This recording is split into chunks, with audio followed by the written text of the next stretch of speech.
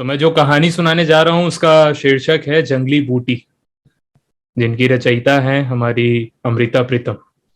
तो शुरू करता हूं। अंगूरी। मेरे पड़ोसियों के पड़ोसियों के पड़ोसियों के घर उनके बड़े ही पुराने नौकर के बिल्कुल नई बीवी थी। एक तो नई इस बात से कि वो अपने पति की दूसरी बीवी है। सो इसका पति दुहाजू हुआ। अब जू का मतलब अगर जून हो तो इसका मतलब हुआ कि दूसरी जून में पड़ चुका आदमी, मतलब कि दूसरी विवाह की जून में। और अंगूरी, क्योंकि अभी विवाह की पहली ही जून में थी, यानी पहली विवाह की जून में, इसलिए वो नहीं हुई।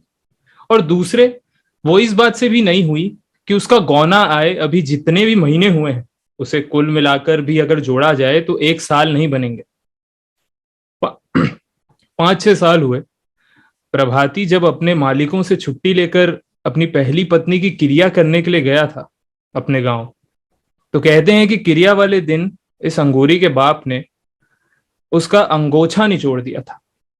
किसी भी मर्द का यह अंगोछा भले ही अपनी पत्नी की मौत से आंसुओं से नहीं भीगा होता, परंतु उस क्रिया वाले दिन या चौथे दिन जब नहाकर वो वापस आता है तो वो पानी पोंछने से वो भीग जाता। पर इस साधारण सी इस गांव की एक रस्म के मुताबिक अगर लड़की का बाप उठकर यह अंगोछा निचोड़ देता है तो जैसे वो कह रहा होता है कि उस मरने वाली की जगह मैं तुम्हें अपनी बेटी चुनता हूं, अपनी बेटी देता हूं, और अब तुम्हें रोने की जरूरत नहीं। मैंने तुम्हारा आंसुओं से भीगा हुआ अंगोछा भी सुखा दिया है। तो इस तरह प्रभाती का इस अंगूरी के साथ दूसरा विवाह हो गया। पर एक अंगूरी जो थी अभी आयु की बहुत छोटी थी, और दूसरे अंगूरी की मां गठिया के रोग से जुड़ी हुई थी, इसलिए जो गौना है उसकी बात 5 सालों पर जाकर टल गई। फिर एक एक कर ये 5 साल भी बीत गए। और इस साल जब प्रभाती अपने मालिकों से छुट्टी लेकर अपने गांव जा रहा था गौना लेने, तो अपने मालिकों को पहले ही कह गया था कि या तो वो अपनी बहू को भी साथ लाएगा और शहर में अपने साथ रखेगा, या फिर वो भी गांव से नहीं लौटेगा। मालिक पहले तो दलील करने लगे कि एक प्रभाती की जगह अपनी रसोई में से वो 2 जनों की रोटी नहीं देना चाहते। परंतु जब प्रभाती ने कहा कि वो कोठरी के पीछे एक कच्ची मकान है, उसे अच्छे से पोत कर अपना अलग वो चूल्हा बनाएगी, अपना पकाएगी, अपना खाएगी, तो उसके मालिक ये बात मान गए थे। सो अंगूरी शहर आ गई थी। अब चाहे अंगूरी ने शहर आकर कुछ दिन मोहल्ले के मर्दों से तो क्या, औरतों के सामने भी घूंघट नहीं नीचे किया था, पर फिर धीरे धीरे उसका घूंघट भी झीना होता गया। वो पैरों में चांदी की झांझरें पहन पहन कर छनक छनक करती मोहल्ले की रौनक बन गई थी। एक झांझर उसके पांव में पहनी होती और एक उसकी हंसी में। चाहे वो दिन का अधिकतर हिस्सा अपनी कोठरी में ही रहती थी, पर जब भी बाहर निकलती एक रौनक उसके पांव के साथ साथ चलती थी। एक बार मैंने उससे पूछा, ये क्या पहना है अंगूरी? उसने कहा, ये तो मेरे पैरों की छेल चूड़ी है। और ये उंगलियों में? ये तो बिछुआ है।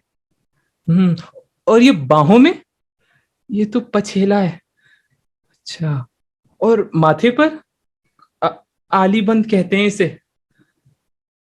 आज तुमने कमर में कुछ नहीं पहना?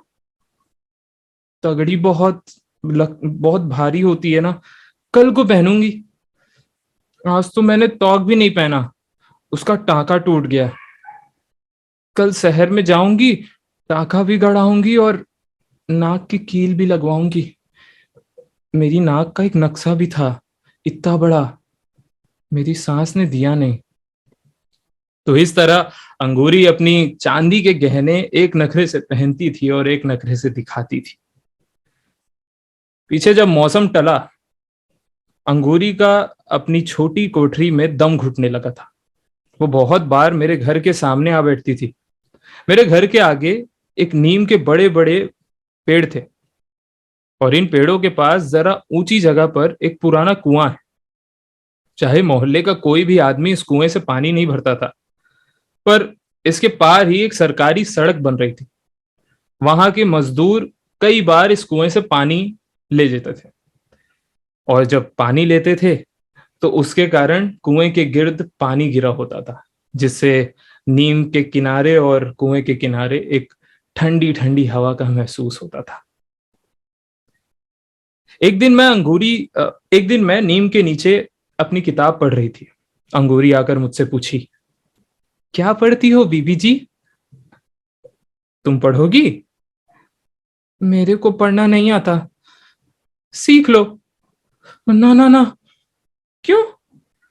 औरतों को पाप लगता है पढ़ने से।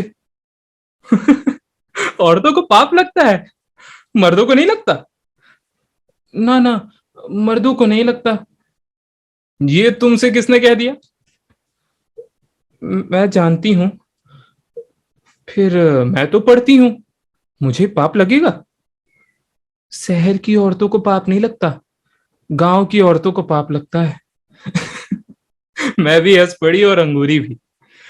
अंगूरी ने जो कुछ सीखा सुना था उसमें उसे कोई शंका नहीं थी, इसलिए मैंने उससे कुछ ना कहा। वो अगर हंसती खेलती अपनी जिंदगी के दायरे में सुखी से रह रही थी तो उसके लिए ये ठीक था। वैसे मैं अंगूरी के मुंह की ओर ध्यान लगाकर देखना शुरू किया। गहरे सावरे रंग में उसके बदन का मांस गूथा हुआ था। कहते हैं औरत ना एक आटे की लोई की तरह होती है, पर कईयों के बदन का मांस उस ढीले आटे की तरह होता है जिसकी रोटी कभी गोल नहीं बनती। और कईयों का बदन ऐसे उसका मांस बिल्कुल खमीरे आटे जैसा होता है जिसे बेलने से फैलाया नहीं जा सकता। सिर्फ किसी किसी के बदन का मांस इतना सख्त गूथा होता है कि उससे रोटी तो क्या, चाहे पूड़ियां तल लो। मैं अंगूरी के मुंह की ओर देखती रही, अंगूरी की छाती की ओर देखती रही, अंगूरी की पिंडलियों की ओर देखती रही। वो इतने सख्त मैदे की तरह गूंथी हुई थी कि जिससे मठरियां तली जा सकती हूं। और फिर मैंने उस अंगूरी का प्रभाती भी देखा हुआ था, ठिगने कद का, ढलके हुए मुंह का, कसोरे जैसा। और फिर अंगूरी के रूप और फिर अंगूरी के रूप की ओर देखकर मुझे उसके खाविन के बारे में अजीब तुलना सूझी कि प्रभाती असल में आटे की इस घनी गूथी हुई लोई को पकाकर खाने का हकदार नहीं रखता, वो इस लोई को ढक कर रखने वाला कठवत है। इस तुलना से मुझे भी हंसी आ गई, पर मैं अंगूरी को इस बात का मैं आभास करना नहीं देना चाहती थी।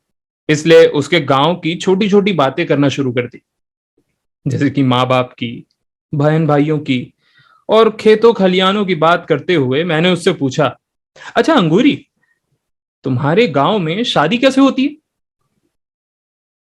लड़की छोटी सी होती है, 5-7 साल की, जब वो किसी के पांव पूज लेती है। "अ, कैसे पूज लेती है पांव?" लड़की का बाप जाता है, फूलों की एक थाली ले जाता है, साथ में रुपए, और लड़के के सामने रख देता है। ये तो एक तरह से बाप ने पांव पूज लिए ना, लड़की ने कैसे पूजे? लड़की की तरफ से तो पूजे ना। पर लड़की ने तो उसे देखा भी नहीं। हाँ, लड़कियां नहीं देखती अपने होने वाले खाविंद को। लड़कियां अपने होने वाले खाविंद को नहीं देखती? ना ना ना, कोई भी लड़की नहीं देखती ना। हाँ।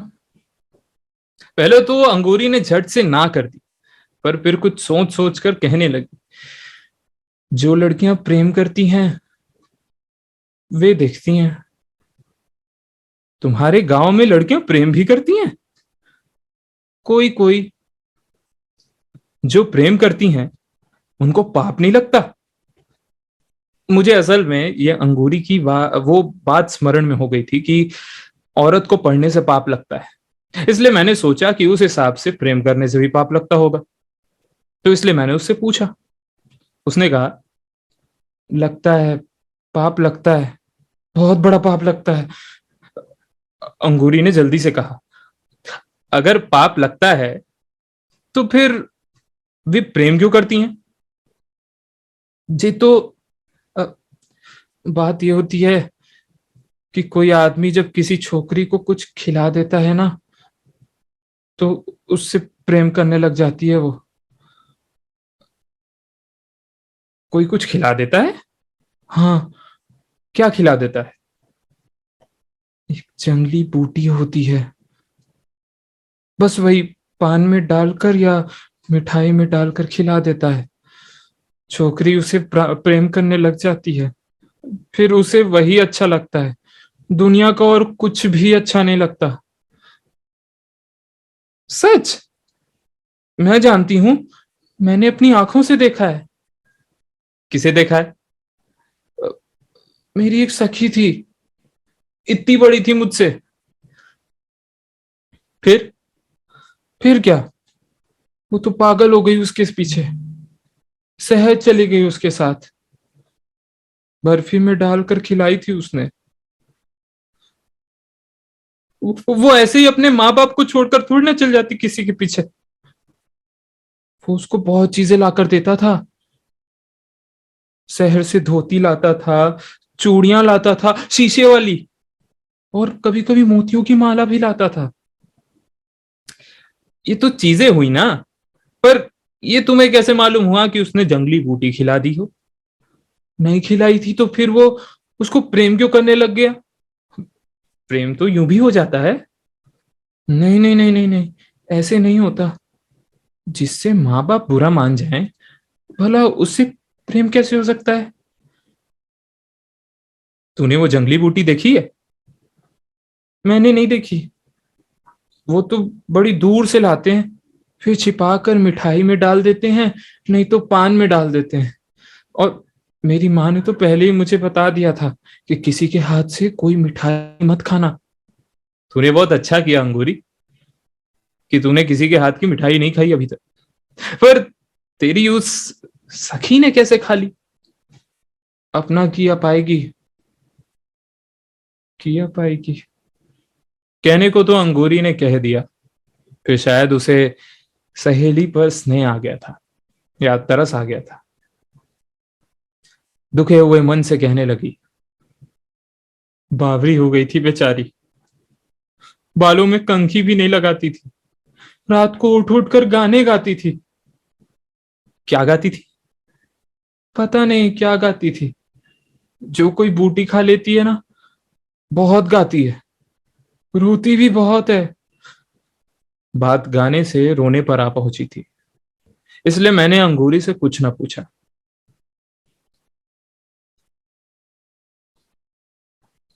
और अब बड़े ही थोड़े ही दिनों की बात है, एक दिन अंगूरी नीम के पेड़ के नीचे चुपचाप मेरे पास आ खड़ी हुई। पहले जब भी अंगूरी आया करती थी, तो छन छन करती 20 गज दूर से ही पता चल जाता था कि अंगूरी आ रही है। पर आज उसके पैरों की झांझर पता नहीं कहाँ खोई हुई थी। मैंने किताब से सिर उठाया और पूछा, क्या बात है अंगूरी? अंगूरी पहले कितनी ही देर मेरी ओर देखती रही, फिर धीरे से कहने लगी, बीबी जी, मुझे पढ़ना सिखा दो। क्या हुआ अंगूरी? मुझे नाम लिखना सिखा दो। किसी को खत लिखोगी? अंगूरी ने उत्तर ना दिया, एक टक मेरी मुंह की ओर देखती रही। पाप नहीं लगेगा पढ़ने से? मैंने फिर पूछा। अंगूरी ने फिर भी कोई जवाब ना दिया और एक टक सामने आसमान की ओर देखती रही। ये दोपहर की बात थी। मैं अंगूरी को नीम के पेड़ के नीचे बैठी छोड़कर अंदर आ गई थी। शाम को फिर कहीं जब मैं बाहर निकली, तो देखा अंगूरी अब भी नीम के पेड़ के नीचे बैठी हुई थी, बड़ी सिमटी हुई।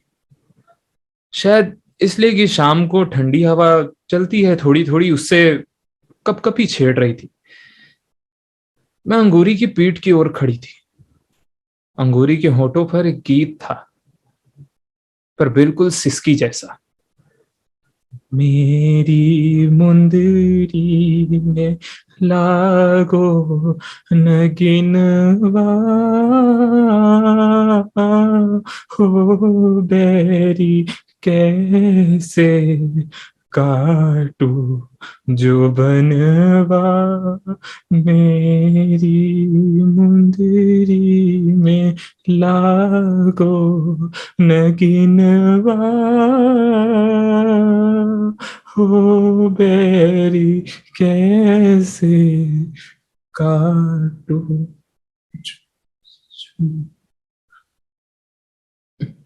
अंगूरी ने मेरे पैरों की आहट सुन ली, मुंह फेर देखा और फिर अपने गीत को अपने होठों में समेट लिया। तू तो बहुत अच्छा गाती है अंगूरी। सामने दिखाई दे रहा था कि अंगूरी ने अपनी आंखों में कांपते आंसू रोक लिए और उनकी जगह अपने होठों पर एक कांपती हंसी रख दी। मुझे गाना नहीं आता। आता है, इतना बढ़िया तो गा रही थी। ये तो तुम्हारी सखी गाती थी।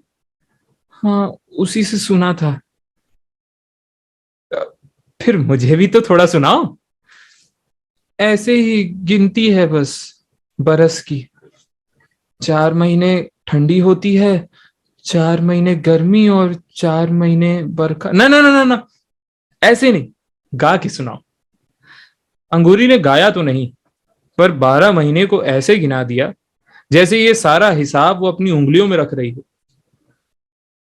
4 महीने राजा ठंडी होवत है, थर थर कापे जो बनवा।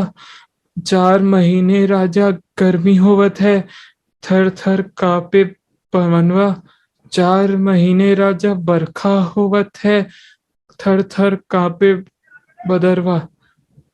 अंगूरी, अंगूरी एक टक मेरी मुंह की ओर देखने लगी। मन में आया कि इससे इसके कंधे पर हाथ रखकर पूछूं, पगली कहीं तूने जंगली बूटी तो नहीं खा ली। मेरा हाथ उसके कंधे पर रखा भी गया।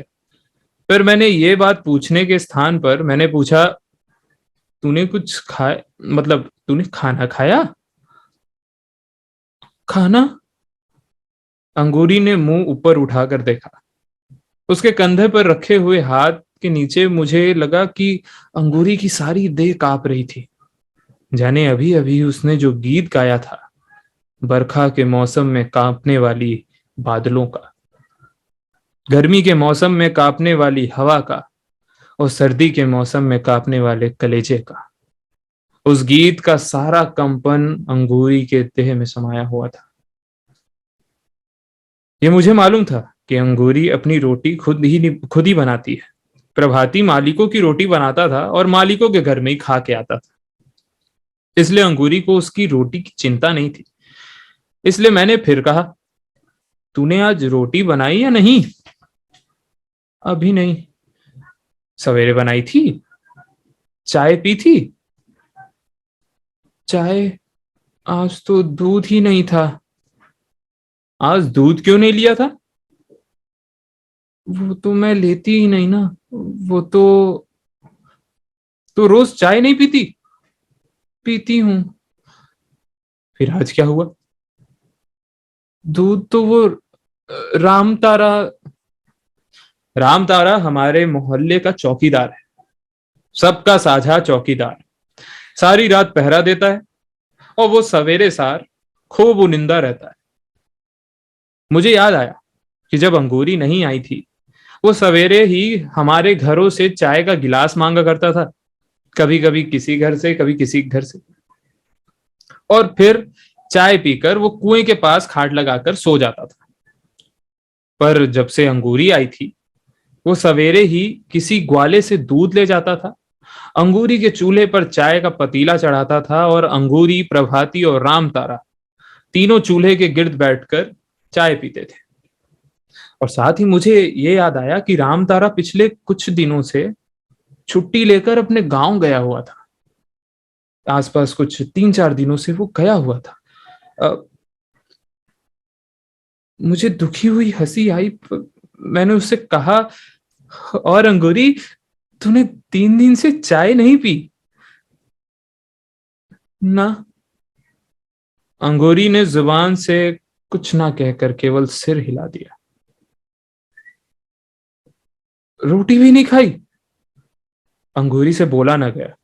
लग रहा था कि अगर अंगूरी ने रोटी खाई भी होगी तो ना खाने जैसी ही। राम तारे की सारी आकृति मेरे सामने आ गई थी। बड़े फुर्तीले हाथ पांव, एक हरा बदन जिसके पास हल्के हल्के हंसती हुई और शर्माती आंखें, जिसकी बात जुबान के पास बात करने का एक खास सलीका था। अंगूरी जी, कहीं जंगली बूटी तो नहीं खा ली तूने?